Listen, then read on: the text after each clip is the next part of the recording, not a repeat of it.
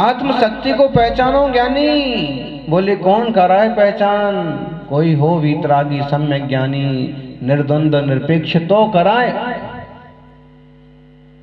लोग डरते हैं कि हम अगर रात्रि भोजन त्याग की बात करते हैं, अमुक त्याग की बात करते हैं तो भगत लोग टूट जाएंगे, कौन आएगा सुनने।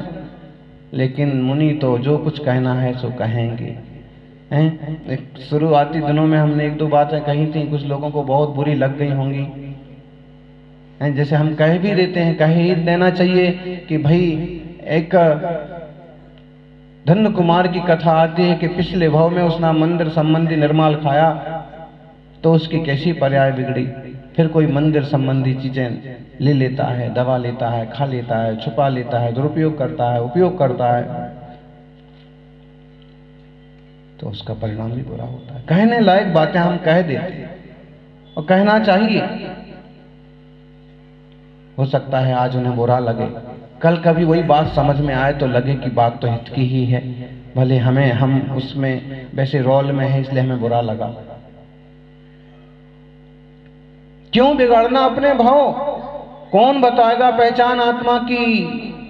कोई आपका हितैषी होगा तो ही बताएगा, और हितैषी वही होगा जो कुछ वीतरागी हो, कुछ उठा हुआ हो, कुछ निर्लोभी हो, कुछ शांत हो, कुछ सरल हो। तो एक परिवार बहुत गरीब हो गया शहर में, उनकी भी एक अच्छी अपनी पहचान थी, लेकिन पिता का देहावसान हो गया और खाने की भी लाले पड़ने लगी। मां जैसे तैसे कुछ करके और परिवार चलाती। एक ही बेटा था, जो कि उनकी संपत्तियां थीं, उनका भी व्यापार था जौहरी का, ज्वेलर्स का, हीरे मोती का।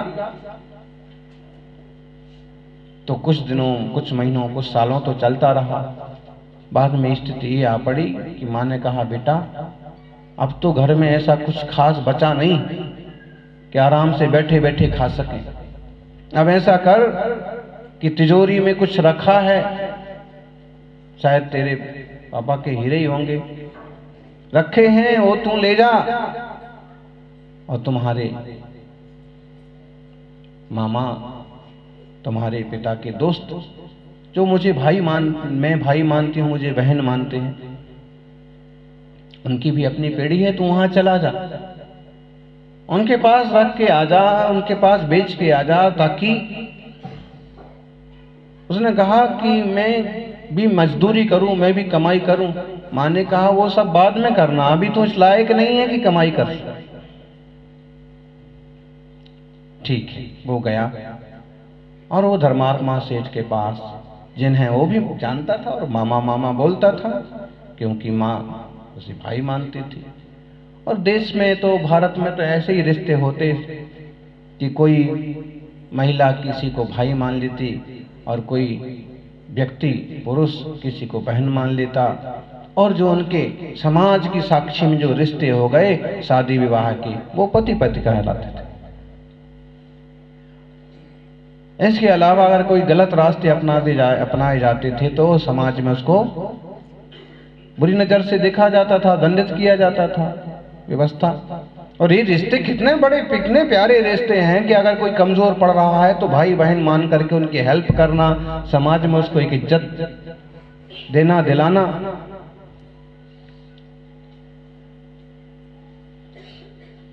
लेकिन वासना वाले लोगों ने ये रास्ते जैसे सब खोखले कर दिए, बदनाम कर दिए। उसने कहा ठीक है, पोटली ली और पहुंचा। मामा जी क्या बात है भाई? तो ये कि मम्मी ने कहा है, माँ ने कहा है कि ये भाई बेच के आ जा, दे के आ जा, ये रख के आ जा। घर में स्थितियां बहुत खराब हैं। उन्हें भी समझ में आया कि पिता नहीं रहे हैं, परिवार का आधार होते हैं पिता। माँ की एक अपनी महिमा है, लेकिन पिता का भी एक अपना बहुत ज्यादा प्रभाव होता है, आधार होता है। इसलिए जो गृहस्थी में है उन्हें अपने माता पिता का बड़ा सम्मान और आदर रखना चाहिए।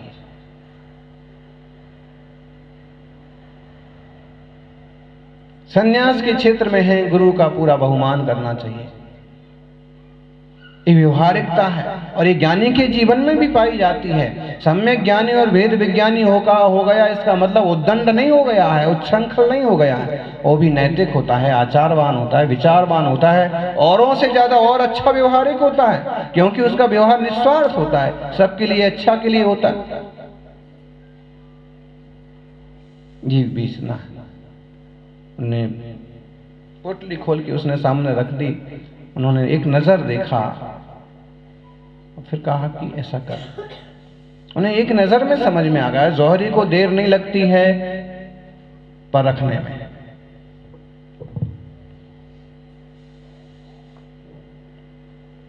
लेकिन हीरा की परख करने वाले जौहरी से ज्यादा कीमती होता है। हीरा की परख करने वाले जौहरी से ज्यादा कीमती होता है किसी की पीड़ा परख करने वाला जौहरी। हीरा परखने वाले जौहरी केवल हीरा परखते हैं और किसी की पीड़ा परखने वाले जौहरी इंसानियत परखते हैं। समझना, कोई पिछड़ रहा है तो उसे हाथ दे करके साथ लेना, आगे बढ़ाना, सहयोग करना। ऐसा समाज में जज्बा होना चाहिए, समाज के लोगों में एक सोच होना चाहिए। उन्हें एक नज़र देखा और समझ लिया कि स्थितियां विचित्र हैं और पता नहीं किस तरह से वो ये पत्थर रख के गए हैं। एक नज़र में समझ में आ गया कि इसमें कोई कीमती रत्न नहीं है, और अगर हम अभी खरीदते हैं या कुछ कम ज़्यादा इसको देते हैं तो इन्हें हमारे प्रति भी अविश्वास हो जाएगा कि पापा नहीं रहे तो मामा भी अभी नीयत खराब हो गई। उन्होंने कहा, भाई ये तेरी पोटली ऐसे कैसे बंद रख, हीरा मार्केट अभी जो है बहुत मंदा चल रहा है, एक लॉकर पसंद कर ले और अपने उस लॉकर में ये रख दे, चाबी अपने पास रख, और मां से पूछ के कल से ही मेरी दुकान पर हीरा सुधारने का, हीरा घिसने का, हीरा चमकाने का, हीरा परखने का काम चालू कर दे और इससे तेरी गृहस्थी चलती रहेगी। मैं ऐसे दूंगा तो तुझे लगेगा कि जैसे भीख दे रहे हैं, और तू थोड़ी सी मेहनत करेगा और फिर कुछ हम देंगे तो अच्छा लगेगा, इसलिए तू काम पर आ जा कल से। माँ तो ऐसे ही चाहती थी कि कोई अच्छा सा आदमी और बच्चे को कुछ सिखा दे, और काम पर पहुंच गया। उन्होंने सिखाना चालू कर दिया, परखना चालू कर दिया, परखाना चालू कर दिया, और भी समझने लगा हीरा क्या होता है, हीरे की चमक कैसे होती है। अरे ढेरों पत्थर होते हैं चमकने वाले तो, लेकिन हर चमकदार पत्थर हीरा नहीं होता, हर चमकदार पत्थर हीरा नहीं होता, और हर सन्यासी कहलाने वाला सन्यासी नहीं होता। जो निस्वार्थी हो, परम अहिंसक हो, सदाचारवान हो, कोई साधु साधु कहलाता।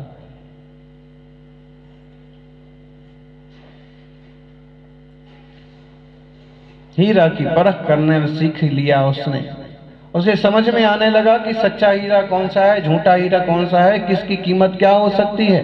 हीरे की कीमत तो जौहरी ही बता सकता है। ऐसे आपकी आत्मा की कीमत मुनिराज जो है ना, चींटी की भी रक्षा क्यों करते हैं, पेड़ पौधों की भी रक्षा क्यों करते हैं? बोलो ज्ञानी,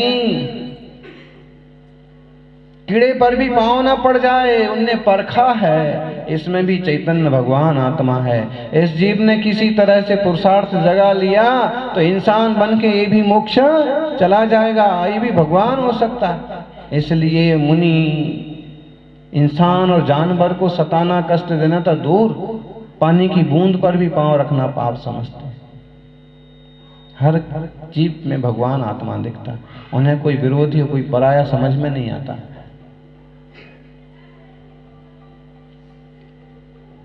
गाली देने वाला भी भूला भगवान है, और जय जयकार करने वाला तो आपको भक्त समझ में आ ही रहा है।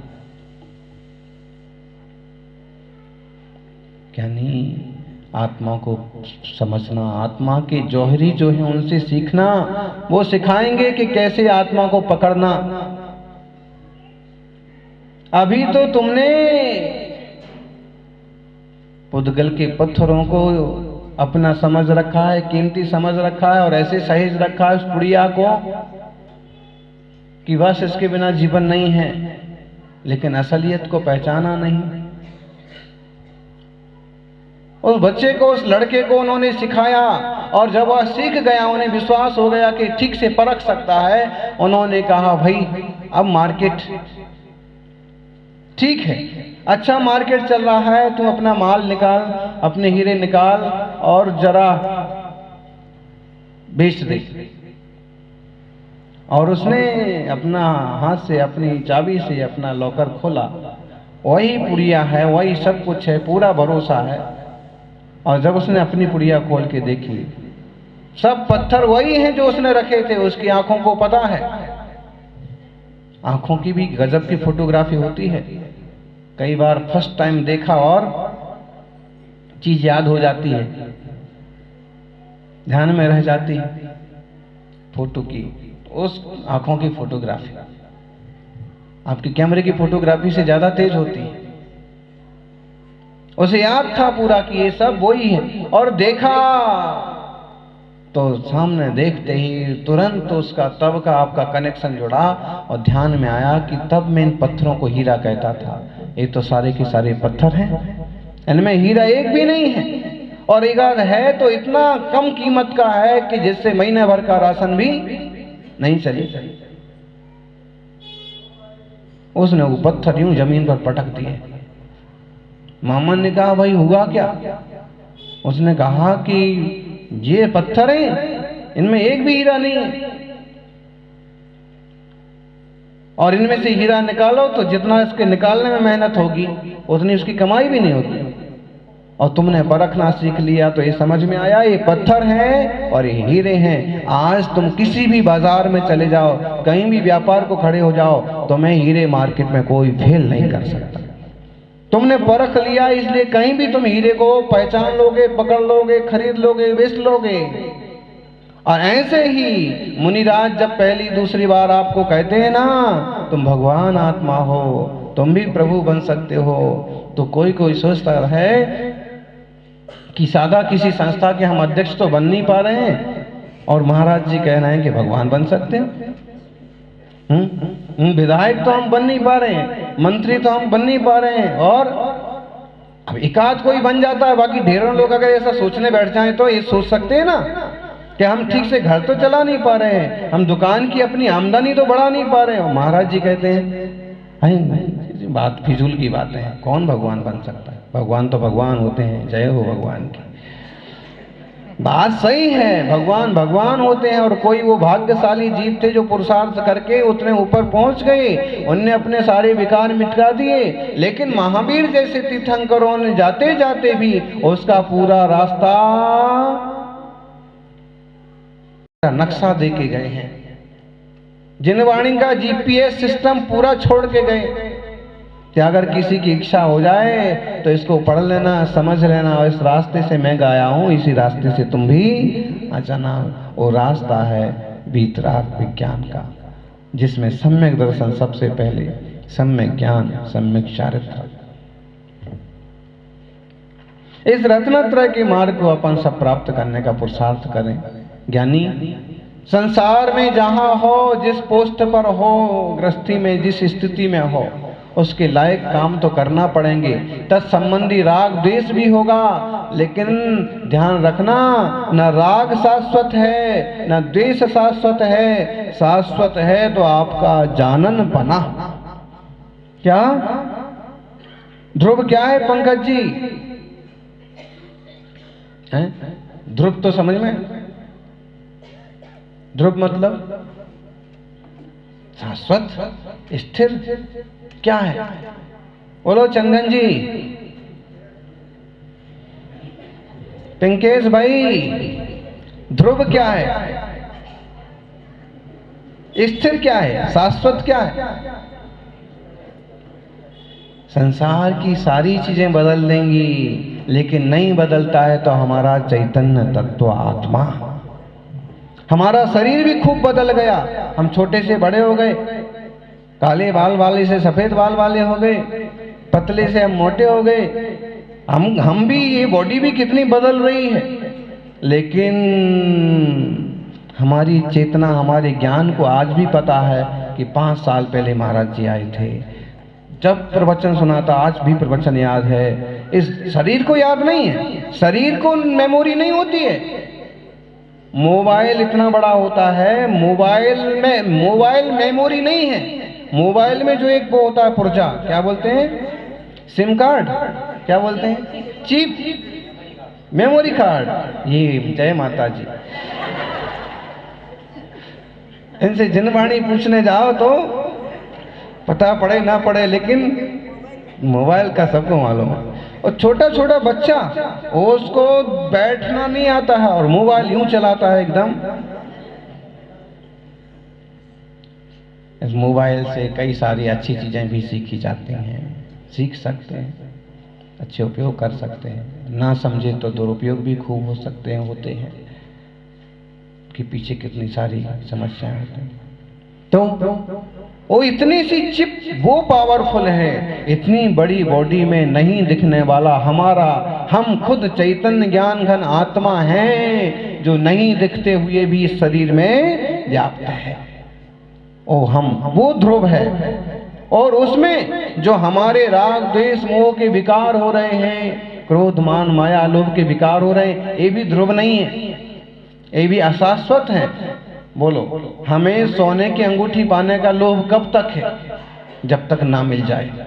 मिल गई सोने की अंगूठी पाने संबंधी लोभ खत्म। अब कौन सा लोभ चालू, अभी बढ़िया सा एक ब्रेसलेट भी होना चाहिए, है ना।